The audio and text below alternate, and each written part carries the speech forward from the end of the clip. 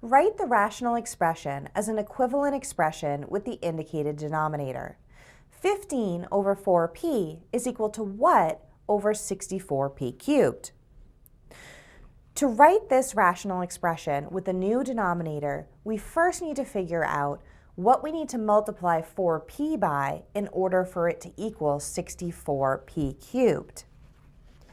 64p cubed is equal to 4p times 16p squared, which means we need to multiply the numerator and denominator of the given rational expression by 16p squared.